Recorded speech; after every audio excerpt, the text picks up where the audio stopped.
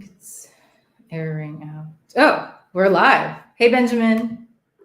Hey, Jenny, thanks for having me. So excited to have you. How's your day going? Yeah, so I'm located in France. So right now it's kind of the end of the day, but the day was great. And as I'm in the south, it's always sunny anyway. So perfect day to work remotely. Yeah, today I've been working on some kind of game project I'm working on since a couple of weeks. And yeah, it was an exciting day, making progress using AI to code, to brainstorm about the game ideas and that kind of stuff. Great day so far. What about you? I'm jealous. You're in the south of France.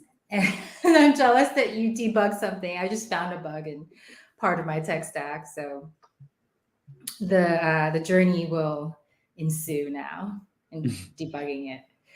But yeah, go ahead. Yeah, so maybe I can maybe quickly introduce myself, but it's not the point, I think. So basically, I was working as kind of a web designer slash design thinker. I facilitated remote workshop for a while. I was working at Mural, designing remote workshop for people, like adding visual design to the workshop activities, facilitating them. And I've been doing this for quite a while. Last year, I changed due to the many waves of layoff at that time. I've been a bit into VR, then I jumped into AI, and since then, I'm basically into AI every day. I used AI, so visual AI, and we'll see after, so ChatGPT, let's say the large language model part of it. Um, for myself, for personal project, I use it for clients to create visual, mood boarding. We'll see later code, many kind of things actually, a lot of brainstorming as well. I think it was the first time I realized that finally I could empty my brain from all these ideas I was always getting. Like when you're kind of creative, you have billions of ideas, you write them somewhere and you think maybe one day. But with AI you could just go ahead and put all of them to ChatGPT, and and you can build on them and see where it goes. So that's what I've been doing for maybe a year and a half. And since the last months, I've been really focusing into a kind of career change. It's like a passion career project. Since I was a kid, I wanted to make games, but when I was younger, I thought I would never be able to do it. But since I changed career a couple of times, I learned how to design. Now I'm learning how to code, and so I feel I can do it now because you need a lot of skills when you want to make games as an indie, meaning by yourself or with a few people in your team. And so yeah, right now I'm really deep into learning how to create games, and I'm trying to catch up on coding with ChatGPT mainly. And I think it's a great way to do it, because maybe without ChatGPT, my coding level might be, I don't know, 10 or 20 on 100, But with ChatGPT, I'm already maybe at 40, 45. I think like it's 3 times my current level, because the more you learn about coding, for example, the more you can check what ChatGPT is doing. And so it's a way to get better quite fast. And so that's what I'm doing basically every day, working on my game project, doing some design, some code, some research with AI, and mixing everything together. But I will show you, yeah, during our conversation. Yeah, that's what I'm doing in a nutshell, I would say. That's exciting. Well, comments, please, from the audience. Comment, tell us where you're dialing in from. Comment questions you might have. I'll do a quick intro and then Benjamin will move it over to you to do your demo. So, welcome everyone to Founder Design Thinking episode 29, where our goal is to find unicorns like us. I'm Jay Z, and I love consulting companies going from 0 to 1. I also provide software now on video podcasting live, like we're doing now, on creativity, business opportunity sizing, and note taking. Subscribe to my emails at founderdesignthinking.com. And again, help me welcome Benjamin by commenting your location in the chat. Let's see. Well, Benjamin, why don't you start with a demo? Show us something on screen. Sure. So just before I start, if you hear some sound, I have a toddler at home, and even if I try to make her not make a lot of sound, you might hear some cry or some sounds coming on my side. Sorry for that. Yeah, maybe I can start sharing my screen and show you a couple of things. I think it's a good idea to do so. I'm gonna present What can we start with? I'm guessing that one. And here, just let me know when you see something. Yeah, I think you see something. So, because there are many part of, let's say, game development. You have the visual, the sound, the code, the game design, and many aspects. But first, I will speak a bit and show you how I use generative AI, meaning really visual AI, because some people are asking how do I use it when it comes to game dev, and so I think it's a kind of hot topic in the game dev industry. Actually, I think people speak more about it than maybe in product or services right now. I'm using Midjourney. This is my Discord server where I use Midjourney basically daily. And what you can see here, for example, it's like it's kind of a map. I was looking for a map idea for my game, like it would be just a background image. And before even going to Pinterest, for example, or Dribble or Beyond to find ideas, I just asked Midjourney like a couple of keywords and to see what it came up with. And I liked already this concept. Maybe I can zoom in a bit. I don't know if you see something, but it's quite basic. It's like a black and gold yellow old map with vintage feel because it's a game in the old Greece mythological theme. And so I was trying to brainstorm ideas, and I will make a design for my background based on this concept. I will not use Midjourney image as a final asset because in the game industry, maybe you saw a couple of months ago, there were almost a protest on DeviantArt, a platform where artists put their artwork, and they were all uploading something like ban AI art, something like that. And it's similar in the game industry. People are kind of against AI art, especially if you try to be an indie dev. It means that you try to make a game that people will buy. And to do that, you have to do also marketing. So, for example, you would post on social media to share your progress and try to get people excited about your game and that kind of things. And what I noticed is on Reddit, for example, if you share your game and there's AI art inside, people will downvote you as much as possible and you will lose exposure and they will kind of boycott your project. So for that specific reason, I don't want to use final AI art as AI asset because it's like shooting a bullet in your foot. That's what we say in French. It's going to be hard after for my project. So I use it only for mood boarding, inspiration, getting ideas. So maybe I can scroll a bit up. And so it's a card game, basically. I mean, meaning like the asset are cards design. Um, but I wanted to, so here you can see some ideas, for example. What I did, I inputted one of my own design. Maybe I can open it. Maybe you see the card. So this is something I created myself in Figma. It's one of my character in the game, for example. It's a concept. I put this image that I made inside Midjourney to get this kind of result, with a prompt. But the funny thing is that I asked on Reddit actually if people were more interested by my own art, let's say, or by Midjourney art, because to me, Midjourney art is kind of a better quality. If we just speak about the kind of technical quality, let's say, of the drawing.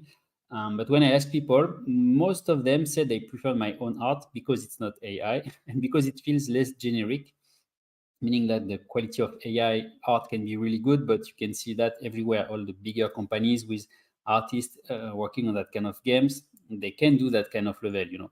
I can't, of course, but it seems people prefer if they feel that it's kind of your own style somehow.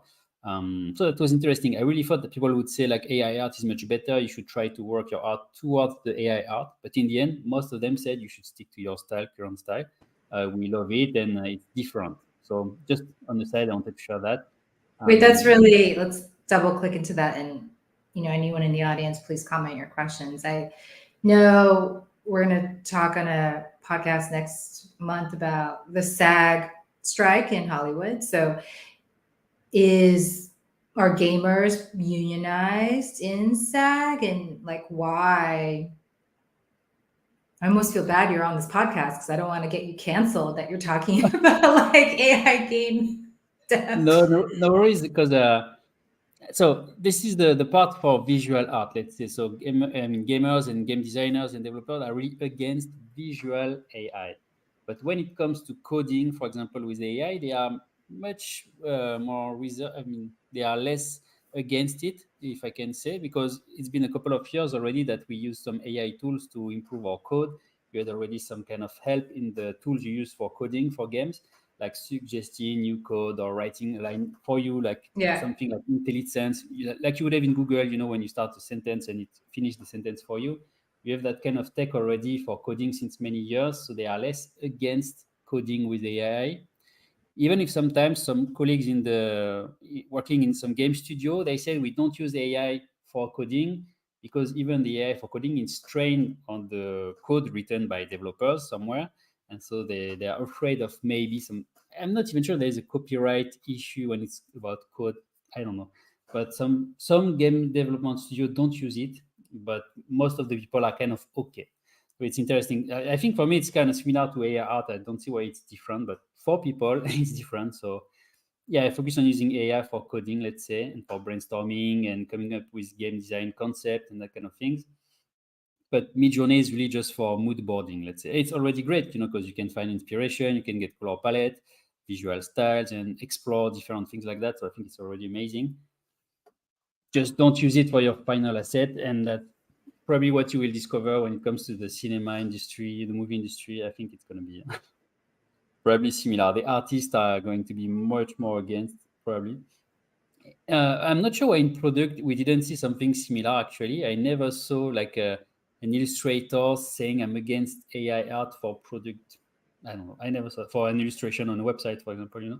I'm not sure why. Maybe gamers are a bit more like, I don't know, revolutionary or something like that. But yeah. Well, yeah. So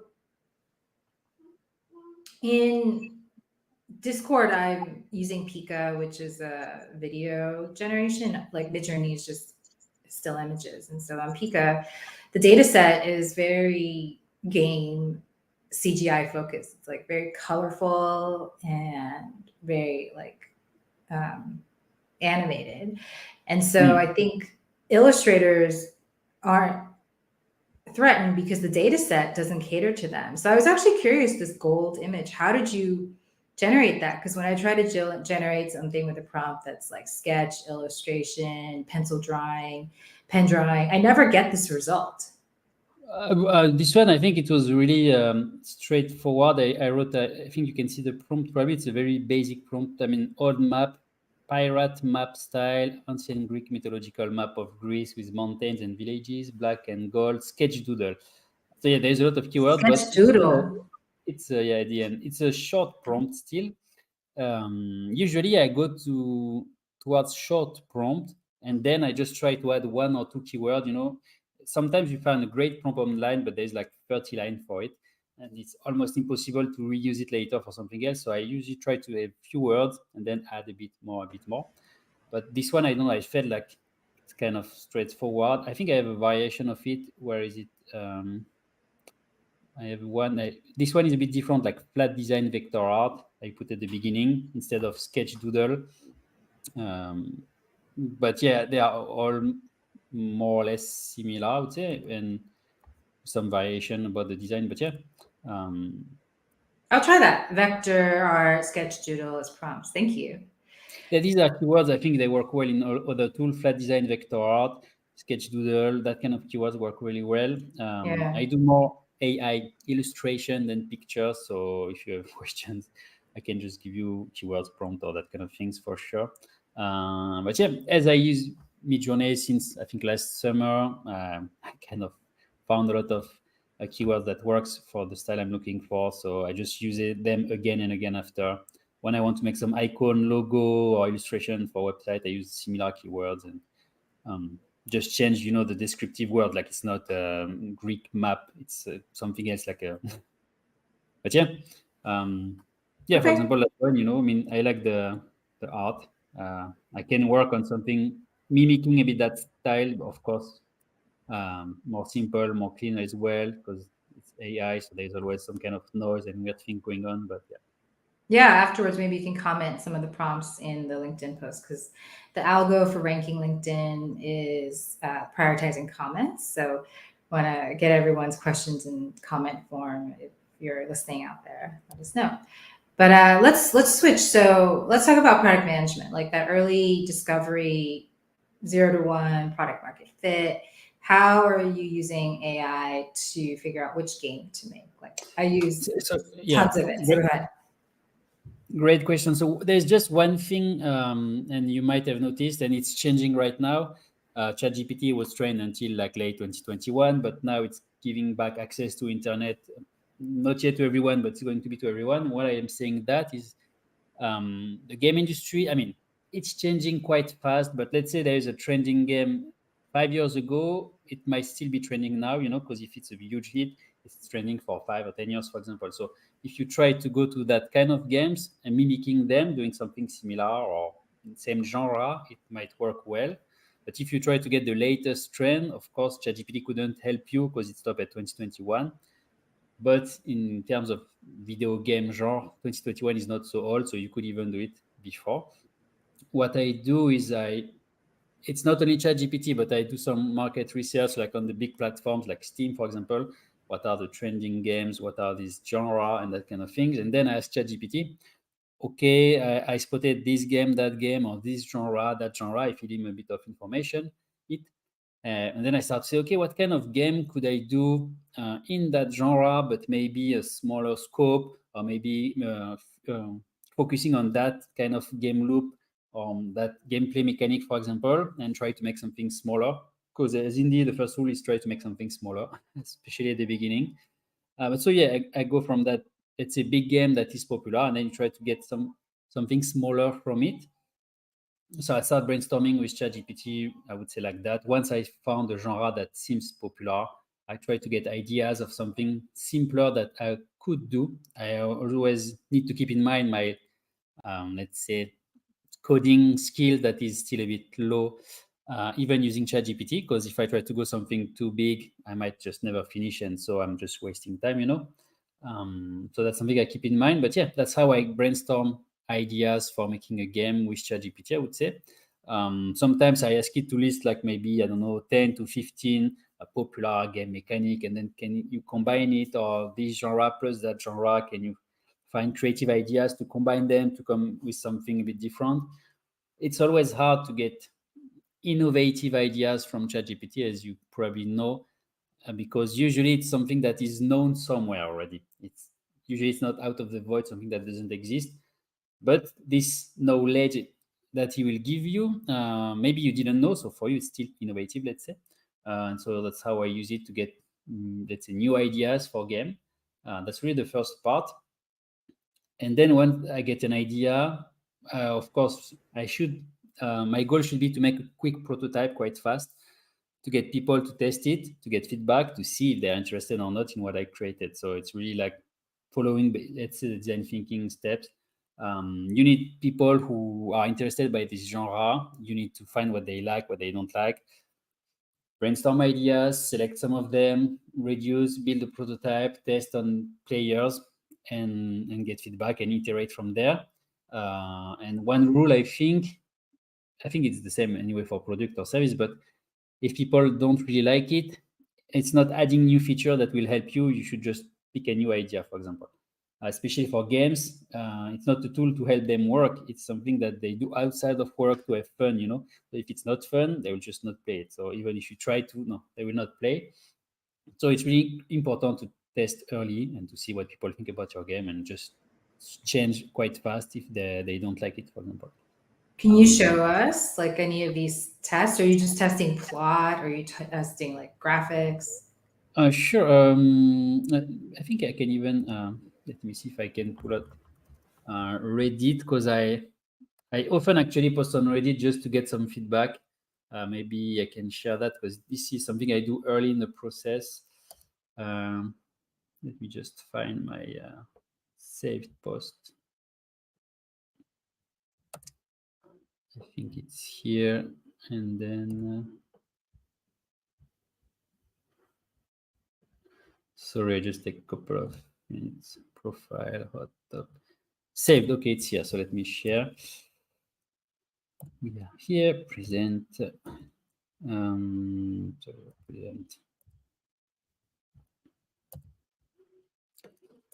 Yeah, okay, so I was in the correct one.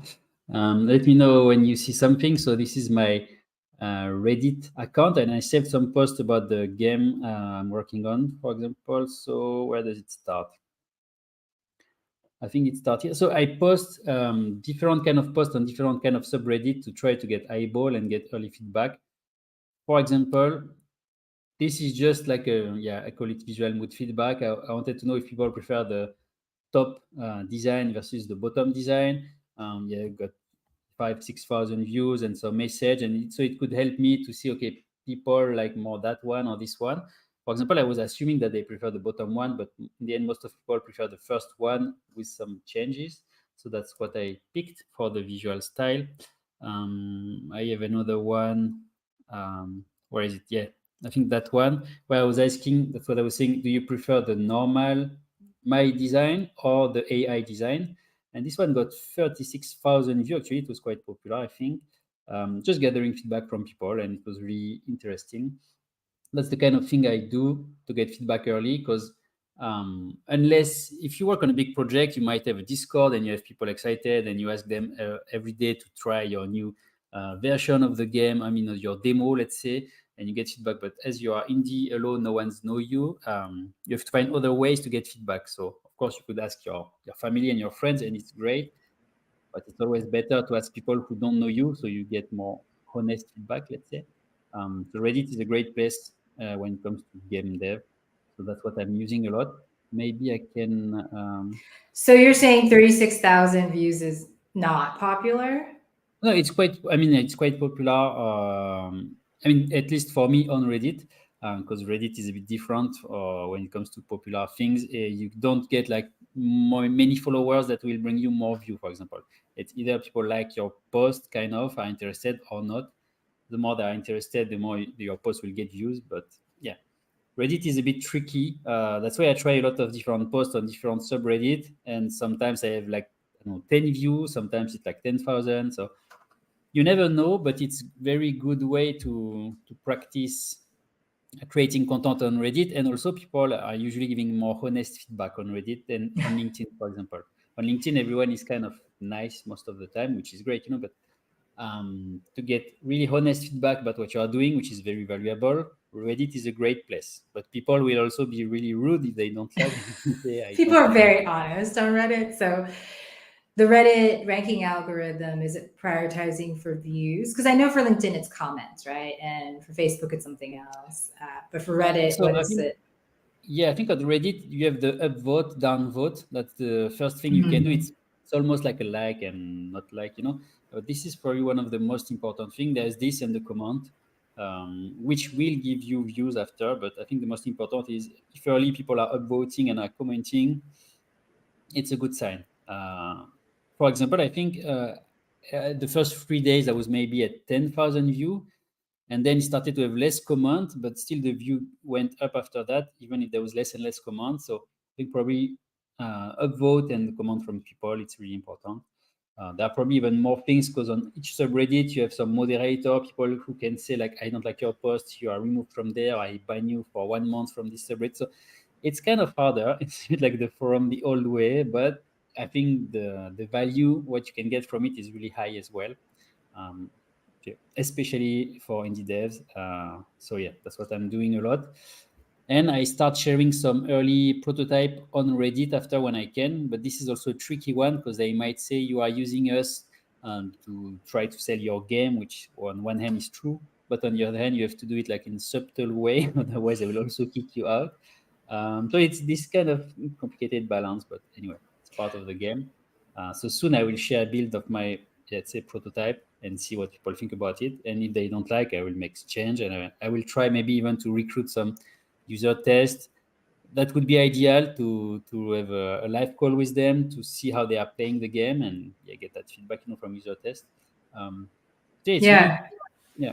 that's amazing. So, this is the part that I care about as a product manager is this product market fit, right? Like the building stuff, like we'll get into that. But in this part, what is your call to action? Because in the demand tests that I'm running for clients, it's always like sign up for the beta. And if enough people sign up, then uh, the pitch for investors is much easier. the funding or the accelerator signs up, and Yeah, then you yeah, build for it. sure. So what is the call to action? So at some point, let's say you are more advanced, you have like a really like a demo of your game, then you should go on Steam. It's the biggest platform for gamers on the computer, not mobile, not but for computer, it's Steam, the biggest platform. So you should have a Steam page. It would be almost like your landing page, but hosted on Steam. With a demo of your game, and there's the only way is to sign in the waiting list, like the wait list for your game. So people sign up there, and then when you release your game and you say on Steam, it will send a message, an email to everyone on the wish list. Sorry, the wish list, not the wait list. And that's the key thing. And the more wish list you have, the probably the bigger the success will be, because the day on the launch, everyone will get an email, and it's the email that convert the best. It's better than everything else you can do in marketing for an indie game. It's like really the wish list on Steam. But so it's hard to get this wish list. To get a wish list, people need to be excited to find your game, try the demo, and be excited. Then they will wish list it basically. So that's the end goal. I would say it's in the middle in the process, but that's the end goal almost. Early on, what you should do is really quickly release some kind of prototype, something people can try, and once they can try, you can get early feedback. And as soon as you have something a bit more polished, and it's less like that in the product world, I think, you go to streamers. It's one of the biggest thing, also streamers, because if a streamer in the game world try your game and start saying to his audience, "Oh, I like that game, it's fun," then you will get a lot of view also. So the idea is to release a demo quite fast to make streamers to try it. Of course, many people do that, so it's hard to get the streamer trying your game, but that's what you should do. And then when you have your Steam page, you should get a lot of wish list. The more wish list, the better sale you will have, and the more the Steam algorithm will help you to get more views and eventually more sales. That's what I will try to do. I'm not yet at the Steam page stage, but so right now I'm working on the prototype, and I have to get a better demo of my game. Then I can ask the streamers to try it, continue to gather feedback all along the development journey. And once I feel I can put my demo on this Steam page, then I have to do more marketing, continue working on the game. So yeah, that's a bit the roadmap. It's quite hard, but it's really interesting because you get to do a lot of different things. Yeah, I mean, Yeah. similar to if you try to launch your startup by yourself, it's similar. You have to do many things. So yeah. So I was thinking about joining Reddit, but I'm on Discord. So, but it sounds like I should just join Reddit. Yeah, you can be, everywhere. And I think Reddit is, yeah, it's really like you have, at least for games, you can find a really good, the audience will be there. A part of Yeah. your audience will be there anyway. And then you can get this feedback. It's going to be easier to get feedback even from people in QA on Reddit that will just provide you feedback for free or help or that kind of things. But if you share your product or service idea, you won't get that much feedback for free, for fun, kind of. So yeah, so you should use it actually. Yeah. What's your account so people can follow you and On Reddit, I think I never customized my name, so it's a Keysoft 8248. I never took the time to change it, but okay, you'll yeah, comment yes, that later. yeah, I can put it after in the post. So yeah, that was a side part around, let's say, marketing and documenting the development to try to find early adopters, we can say. After, what I do is I jump to ChatGPT so I brainstorm ideas, game mechanics, that kind of stuff.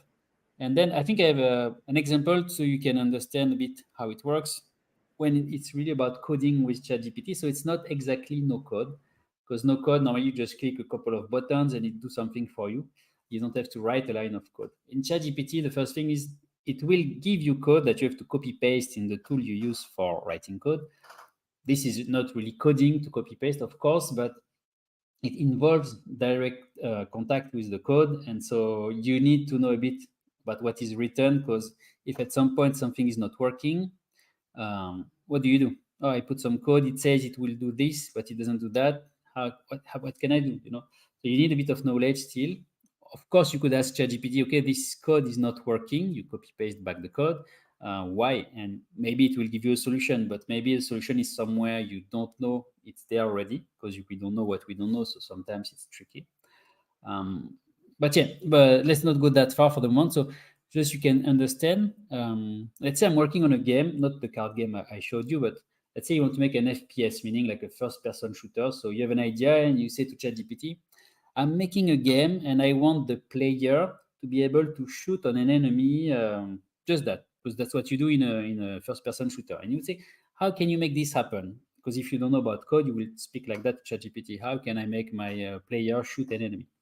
And it might give you some relevant code or working code. But the first thing is, if you just say that, it will maybe give you JavaScript, maybe Python, maybe something else. So it doesn't know. It doesn't know. And unless you say I'm working in Unity, and in Unity we use C# script, for example, it will give you anything. The first thing you come to its mind, if I can say.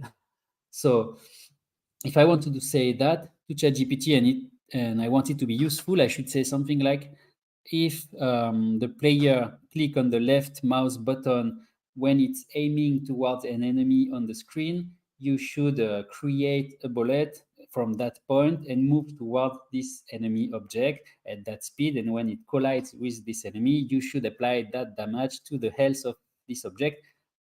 If you start to be able to speak that way to ChatGPT, then the code will be much better because it will know exactly what you are trying to do.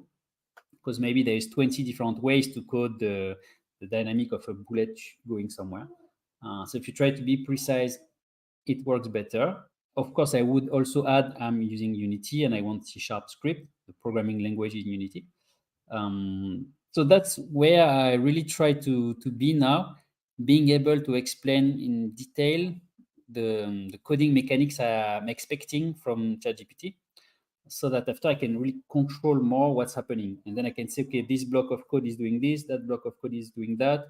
I would them to work together to do something else. And then I provide a lot of context and I get what I want eventually. Sometimes it's really fast, sometimes it's longer because there are still some concept I don't know, for example.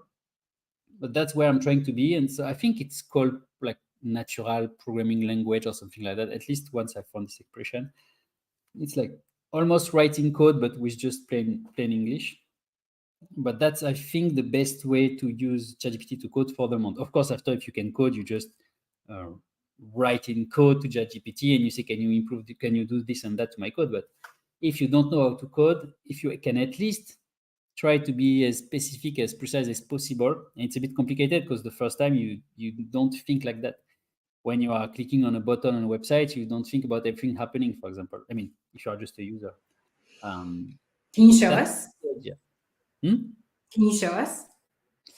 If you still see my screen, so Thank you. I will not have probably the exact place, but here it's basically I have a very long conversation, and I have already maybe 4 or 5 conversations for this project because it's the first time I reached, I think, the limit of the interface of ChatGPT, meaning there was so many text and piece of code in one conversation that it's just laggy at some point. And so at some point, I just make a new conversation so it doesn't lag again, and I provide context on the project. And it's okay because anyway, at some token number, it's just get too much and it forget what you said earlier. So it's okay to start in a new conversation on the same project. You just provide again the context, meaning piece of code or what you are doing or what the game is about. So for example, I don't know what we have. But like here I'm saying, wait, just to be sure, when we release the drag, meaning when you are dragging something on the screen, it should goes back to its original place and original parent, unless we drop it on the discard area, in which case it should stay a child of the main canvas. So I'm speaking like that to the AI, and then you say yes, no, blah, blah. It gives me a code snippet that you can see here. And basically, I would when I read it, I already know what was my original code, and I say, okay, change this line or that line. Then I will update the code. Otherwise, I would just copy paste entire script that he would give me and put it inside the game. And it's really like a ping pong. So I will say, can you make this happen? I try the script. If it works, perfect. Or if it's not working, I try to debug. So it's a big part of, even if you don't use AI, debugging is a big part in game development, but of course in product as well. And so I have to think about where it could not work. So how this concept works, even if I don't understand everything, I have to try to think this part might be responsible of that part, and it's kind of I don't know mind game, and you try to solve problems. Yeah, it's really interesting. As I had no background in like computer science and I'm more on the design side, it's actually really interesting. It's also creative, and I didn't think coding would be creative, but it's kind of creative anyway. So yeah, I just basically copy paste code, asking which part is doing what and what could be the error, and then I try to debug with it or by myself. And it's really like a ping pong all the time. So if I just scroll, this is what I did, for example, in the last 15 minutes before the call. It's a lot of conversation because it's trying to understand and make some little tweaks. And then you put the code in the game, you try to see how it works. And yeah, it's basically I can scroll forever, but yeah, I think there is no magical prompt because it's a big project. A few months ago, I wrote an article on Medium. It was like how to make Flappy Bird with AI. I made some visual AI asset with Midjourney, and I wrote the code with ChatGPT. But it's very very simple. Flappy Bird is a very simple game, so it's kind of easy to reproduce it. Of course, it was a good idea. The guy who had the idea at that time, and I think he made millions from that game. But it's very easy to reproduce. And so it was not challenging to do this with AI, and I showed on Medium how I did and the prompt. But I think now when you work on bigger project, there is no really one trick. It's just you have to ask what you want, be precise, and try to not forget things. For example, there are coding principles, which is I think the one is called solid, like the capital letter. And there is also the clean code. It's another concept where you should separate your blocks of code following some principle, whatever. So it's cleaner, easier to reuse, easier for the people to read, that kind of things. Sometimes I ask ChatGPT to use this principle when it gives me codes, because sometimes it just doesn't do, or maybe I'm adding piece of code on piece of code and it gets kind of messy. But if I don't say, can you clean it? It might not clean it, just work with what I'm giving to it. So sometimes I try to refactor my script, it's called, to make it more clean, basically. And it's good also at that. I often ask it, can you explain me as I am, I don't know, like a 10-year-old, when something is quite hard for me to understand, I just say, can you make it simpler to understand? It's all of these little things, but I think there's no one solution. It's just the better you get at asking questions, the better the result will be. And that's not only with AI, it's for everything since I think the beginning of humankind. The better question, the better answer. It's the same with AI, So That's awesome that it can clean up the code for you, especially if you're copying different snippets from different conversations. You can look at all of them together and yeah, as long simplify. as you provide context. But that's also one pitfall, is like sometimes you think it knows because I know but no, if you don't input in the machine, it will just not know. But it's hard sometimes because you're like, "Oh, which part of which thing should I add so it understands the full picture?" Because if you try to put everything, sometimes just too much, it doesn't remember. But yeah, it's amazing to be able to do that. And some developers are becoming what we say, the 10x or 100x. They are becoming really, really productive because they use AI and they're already good and they can just do so much more. Yeah. So, as a product manager, I want to know more about the shooters. Like, how do you decide how many shooters there are? Is it because you did that research up front of the popular games that have like 10 shooters and then you decided to also have a 10 shooter game? Or how do you make that kind of decision? So if I understood, you mean how do I make the decision to pick a genre, you mean, or something inside the game? Like, pick how many characters there are, how many characters have powers to shoot, So or like, magic things that they can yeah. buy. So so first you pick a genre, or you mix different genres. So let's say if you go for first-person shooter, there are some kind of rules for that kind of games that you would follow. Or if you pick a strategy game, for example, you would follow that kind of rules. If it's a farm simulator, it's popular, a farm simulator, you will follow basically the farm simulator rules. So this is really the blueprint, and you check the most popular games, how they are doing all of these things. That's the first thing I do. I check how do they handle everything that we can do in a game. If it's multiplayer, single player, as an indie, usually you go single player because it's Mm. much harder to make multiplayer game. it's actually not that harder because of coding. Of course, the coding part of multiplayer is harder, but what is even more hard is that for a multiplayer game to be fun, you need a lot of players online at the same time, doing this game. If it's multiplayer, you are alone, it's not fun. And that's really what is hard. Because if you try to make a multiplayer game and you don't have a lot of players, then they will feel there is no one, it's not funny. And so you're kind of shooting, once again, a bullet in your foot. If it's a single player game, they can always play even if they are alone. So for that reason, usually we don't go on multiplayer game unless you have a lot of experience, a team and a following, for example, and you know that it might work. That's the first thing. Then it's really about balancing, but balancing the game is even a bit after. First, you need to make decision. Okay, what's the experience I want the player to feel? Like, do I want it to be like immersive adventure, or do I want to make puzzle that they have to solve? What do I want to make something like dark and or an horror game, or do I want to make a feel good game? So you have to think about that, of course. What kind of experience you want to create for the players, and then how to bring that experience to life. You have the genre, the experience you want to create. Is it 2D or 3D game, or I don't know, abstract game? It's all of these things you have to think about. What I want to do, what I can do. That's the first thing, and then you put all of these things together and you try to create some fun mechanics. And how do you create a fun mechanic? This is a bit the mystery.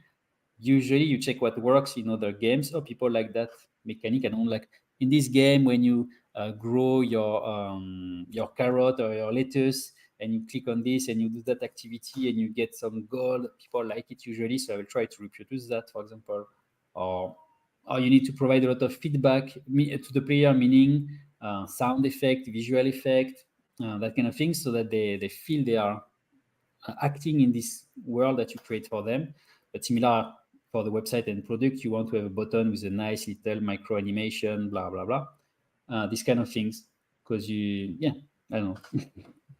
I'm That's not sure where amazing. to go just about the fun, because it's really hard. But that's where you really need to ask people what they think about what you created and iterate from there, because it's easier to try to mimic something that is fun from another game than coming up with a brand new idea. That's also one thing that is maybe different from product. In product, usually you try to solve a new problem Yeah. and then you might make money with it. In game, it's not really about solving problem, it's entertaining them, which can be harder than solving the problem. But the good news is, if they like a specific game and you try to make a game similar to that game, they will probably like your game as well. In product, you have always to find a new thing that the other one didn't think about. So it's easier and harder at the same time, I would say. Yeah, so I'm just going to summarize. So first, you ride the trend by going to ChatGPT and find the highest grossing or most viral games. And then you pick a point of differentiation, because you don't want to like totally change it. You want to like follow what's already out there. And your point of differentiation, you're testing it on Reddit, right? Yeah. And Exactly. then in terms of the differentiation with the product, I think that there's this idea of blue ocean going into a new problem that no one has ever solved. But Yeah. more and more, as solopreneurs, you can never establish a new category as a solopreneur. So solopreneurs really are playing in this new concept called the purple ocean, where it's a combination of an existing red ocean with like a slight tweak from the blue ocean. So blue plus purple, blue plus red equals purple. So you're in this like purple ocean because you're an indie dev, you're solopreneur, and you want to make something that's similar to what's popular, but probably just like single player and much simpler. Is that right? It's totally that. I didn't know about this purple ocean. I knew both blue and red, but it's exactly that. Last time I was listening to someone talking about it. It's like 90% you try to do something that's already working, and you keep that 10% a bit different, because it's risky. If it's too different, people don't like it. Then you wasted 6 months, 1 year of your time, and you make no money at all. So you try to do 90% similar to something that might work, and then you add 10% like a bit crazy, a bit different, a bit something. It's similar to what you are saying. You try to do something that's working, but just a bit different with your own take on it, or special target, or it's exactly like that. Yeah. And that's Okay. a problem that many indie dev face. So there are few indie dev that are very successful. Like, you can be millionaire with game dev even as an indie, but usually it's not their first game. and they are also focusing on marketing, business, and these kind of things. Many indie devs, they are just, oh, it's my dream game. I always wanted to do that as a dream thing, and they don't think about the business side of it, and usually it doesn't work. It's not that they are not good; it's just that they don't do something that people wants to play the way they should kind of do it, and so yeah, it's okay if you do it as a hobby, like an artist, an artistic thing. But if you want to make a living, you have to think like the solopreneur in the business. Yeah. Yeah, I think Exactly. founders are surprised at how like 50% or more is marketing and business. You can't just like be a creative more than maybe 30% of that total pie. Yeah. Exactly. Yeah. Yeah. 30% design, 30% development, code, and 30% marketing. 10%. I'm not sure what, but yeah, you have a lot of things to do at the same time. So yeah. Do you So have project, I'm sorry, go ahead. yeah, 10% product management, if not more, because also you have to organize your work. Otherwise, I mean, so yeah. Do you have a game that you can show us that you've made or that has been made by no code? I didn't prepare anything. I can just show you for the month my early, maybe, where is it? The card game I was starting Oh, to thank work with. you. Where is Yeah. my present? It's here. And anyone in the audience, please comment your questions because I think we're going to wrap up soon. KF. Okay, it's here. Sorry, I'm not sure why it's appearing. Let me just start. It's appearing and disappearing. It's a bit weird in StreamYard. See. Let me try like that. Maybe no, it's not gonna work. It's not what I Yeah, I want. see it. Now this is just the Unity interface, not the game. I'm Oh, not sure okay. why I cannot share it. Oh, sorry. I'm just gonna share everything, and I think it's gonna work. If we cannot get it from there, so I'm gonna share my full screen, but then I won't see myself. But anyway, it's fine. Um, just let me know when you see something. Do you see something? Yeah, it's on screen. Okay, so this is just like a early concept. So the design, I made the design of the cards you see on the screen, and all the code is basically written with ChatGPT with a few adjustments on my side. But yeah, everything is with ChatGPT, so it doesn't look. Um, we cannot see that there is a lot of code, but actually, I think there is already maybe 5,000 lines of code already on the project. So I know it doesn't feel like, but there is a lot going on. So here you can move around. It's like a card game. You can collect cards that you can use on yourself to heal yourself, for example. You would have enemies, weapons. So this is a fight. And for the moment, it's very basic. It's like very early, but all of this is done with ChatGPT for the code. And I think I can maybe show you so you get an idea of what it means. I can probably go to the script and let's just start with any script like that one, for example, because it's not exactly like you don't have like HTML, CSS, JavaScript. It's like you have block of code that you attach to object, like a block of code on the background, a block of code on the enemy, for example, a block of code on the player. It's the idea. And then these blocks of code have to speak together to make things happen. And so here it's just one script. For example, you see there's maybe 200 line, and here I have maybe like 20 or 30 script. There is UI, there is game mechanic, there is like healing or attacking and that kind of things. And so that's when it comes, it's a bit tricky because if you have to input all of these things regularly into ChatGPT, so it has the context where you are, this is a bit hard. So after you start to just input part of this script so that you reduce the number of tokens you use, so you can give more context about something specific. But then maybe you might forget a parameter, a variable somewhere. Um, so yeah, it's a bit what I'm doing, and it's almost like you have your own dev with you, but you have to give it instructions sometimes or context again and again. It's very good, but also you don't know.